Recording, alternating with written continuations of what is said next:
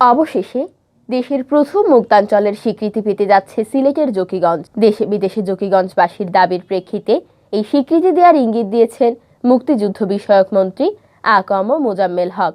স্বাধীনতার পর থেকে জকিগঞ্জকে দেশের প্রথম মুক্তাঞ্চল ঘোষণার দাবি জানিয়ে আসছিলেন সিলেটের মানুষ।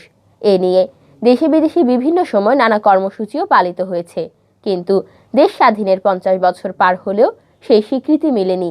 তবে এ দাবি শীঘ্রই বাস্তবায়ন করা হবে বলে আশ্বাস প্রদান করেছেন মুক্তিযুদ্ধ বিষয়ক মন্ত্রী আ.ক.ম মোজাম্মেল হক। সম্প্রতি যুক্তরাজ্যে বসবাসরত জকিগঞ্জবাসীর বৃহত্তম সংগঠন জকিগঞ্জ ওয়েলফেয়ার অ্যাসোসিয়েশন ইউকে এর উদ্যোগে এ দাবিটি বাস্তবায়নে লন্ডনে এক সাংবাদিক সম্মেলনের আয়োজন করা হয়।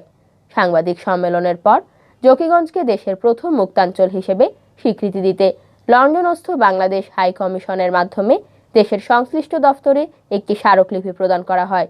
এরই প্রেক্ষিতে গত 16 ফেব্রুয়ারি বুধবার মন্ত্রণালয়ের মুক্তিযুদ্ধ বিষয়ক মন্ত্রী আ.ক.ম মোজাম্মেল হকের সাথে একটি প্রতিনিধি দল সাক্ষাৎ করেন। সেন্টার ফর এনআরবি এর চেয়ারম্যান এম.এস. সেকিল চৌধুরীর সহযোগিতায় সাক্ষাৎকালে উপস্থিত ছিলেন লন্ডনের ক্রয়ডনের মেয়র ও জকিগঞ্জ ওয়েলফেয়ার অ্যাসোসিয়েশন ইউকের সভাপতি শেরওয়ান চৌধুরী ও সাধারণ সম্পাদক আবুল হোসেন সহ 7 সদস্যের একটি প্রতিনিধি দল।